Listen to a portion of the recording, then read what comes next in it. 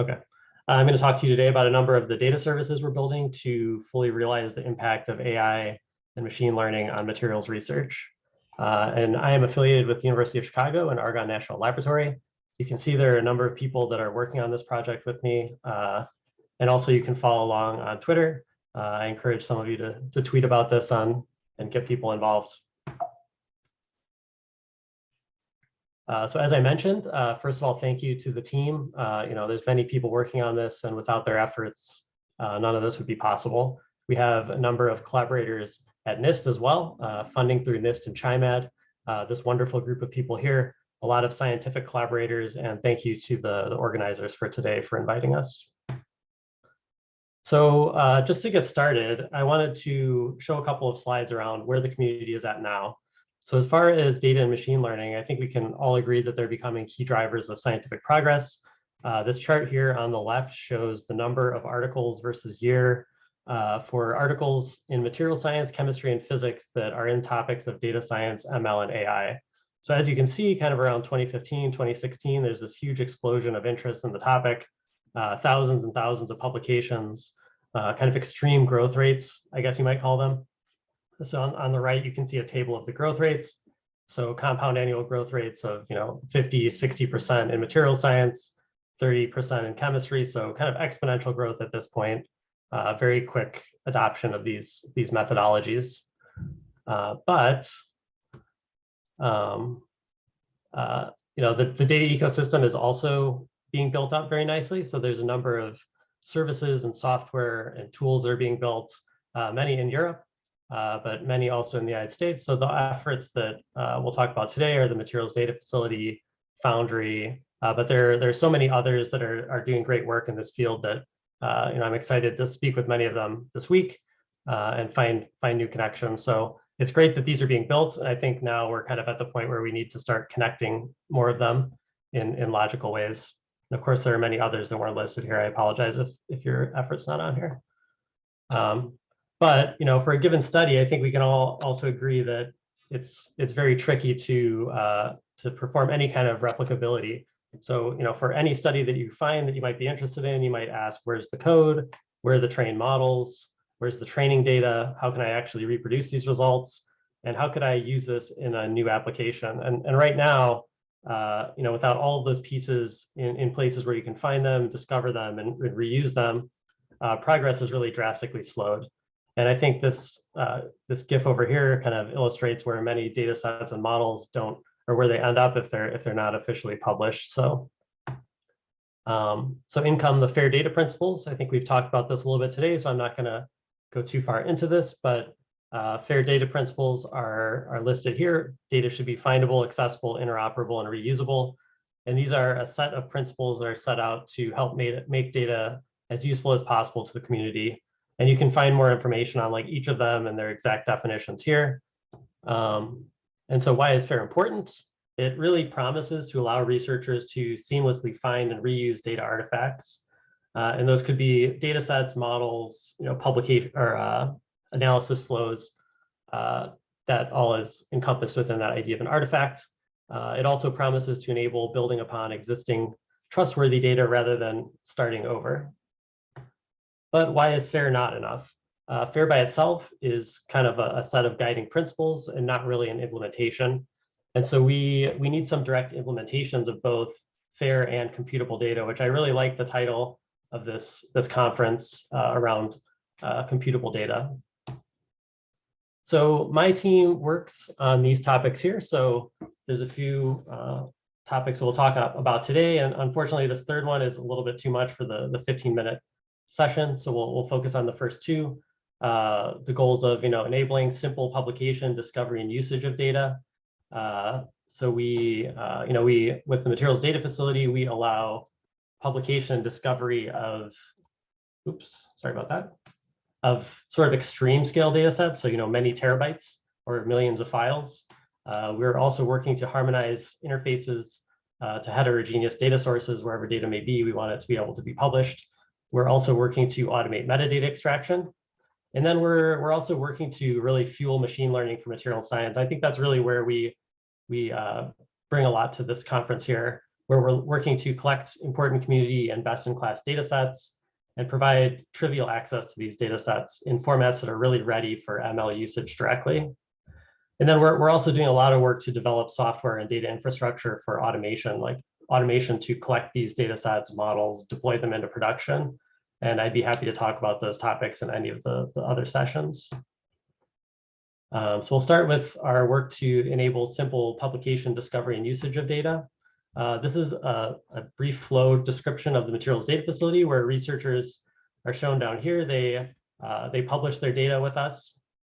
We collect that data. We run a series of automated metadata extractions on those data as they're deposited. So you don't just get a zip file that's located on a drive somewhere. We actually try to extract information out of these, things like crystal structure, material composition, anything chemistry related that we can. We have an open repository of these extractors that we run on data that are deposited. And then we deposit those metadata into a catalog that allows consumers to query, aggregate, and collect that data. So you can collect the simulations or experiments that are of most interest to you. And of course, we also return to the original data publisher, a DOI for citing the data, long-term storage location, a landing page, and essentially an API to that data set, because people can come in, query, aggregate, and collect it through some really nice Python interfaces. Just to give you an idea of the scale that we're working on at this point, we have about 70 terabytes of data comprising almost 600 different data sets, almost 1,000 different published authors. You can publish data via web interface as you see at other places like Zenodo. So you can just fill in a form to publish data. Data can come from any location like a Globus endpoint, Google Drive, Dropbox, GitHub, etc. Or you can publish them by script. And so that really allows you to do things like if you want to publish 1,000 data sets, we could do that through a script. You wouldn't have to fill out the form 1,000 times. And we're really natively built to handle large data sets. So this is a data set that we published with a group at Slack about a month ago now. And what you see here is that they were able to create this data set and publish it. It was almost 2 terabytes. So something that is kind of unprecedented in the publication world. We're able to publish these very large data sets. And I think our largest now is something around 8 to 10 terabytes for one data set. And just to show you, this is something we've been able to repeat with this group at the Advanced Light Source with Dula Parkinson. I think you heard his name last time with Alex Hexmer as well. And Natalie Larson. They were working on these really interesting composites. And so we partnered with this beamline to make sure that we could publish the data sets kind of as an initial demo of what we could possibly do for different beamlines. So you see these different data sets, individual data sets might contain raw data, reconstructions, and more. And you can see that these are very large data sets. So 3 terabytes for this one, 2 terabytes, and so on. And all these data sets have a simple DOI. You can just go there, collect the data, move it to where you want to compute on, and work with it that way. So getting towards fueling machine learning for material science and chemistry, we're working on this concept called Foundry. And so Foundry, the goal of this is a layer on top of the materials data facility and DL Hub, which is a model repository, to really radically reduce the barrier to access curated data sets and ML models, with the idea being that data publishers can come in and publish their data into the materials data facility, labeling it with things like information about the individual keys and splits and metadata, so that we can create autoloaders and essentially give consumers very simple access to the data that they've provided through this API layer. We have a similar capability in DL Hub to publish models, and then researchers can come in and access those models and potentially connect those with data sets. And so this example up here shows you how you'd import the Python library, instantiate the class, and then load the data, for example, and then run a prediction. So it's 4 lines of code to get the data, run a model, and get the predictions out. And so this is combining some capabilities that were developed as part of the materials data facility in DL Hub, as I mentioned. You can really imagine the possibilities for this, facilitating reuse, meta studies, benchmarking, and more. And we think also long-term implications for education, which we're working on embedding this with groups at Northwestern and MIT and UChicago for education on how to use real materials data for ML work. So just as a few examples, I won't belabor this because I know the time is getting a little bit short, but essentially with Foundry, this is access to this G4 MP2 level molecular solvation database. With just a few lines of code and knowing the DOI to the data set, you can instantiate Foundry, add the DOI here, load the data.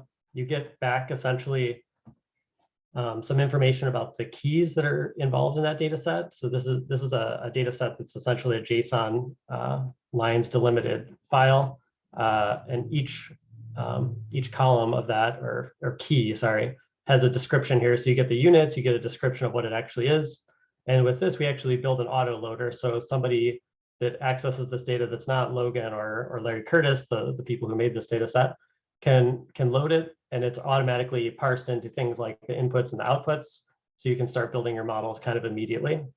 And so, we have examples online of how to load this data, create a couple example plots that mimic things that were going on in their papers.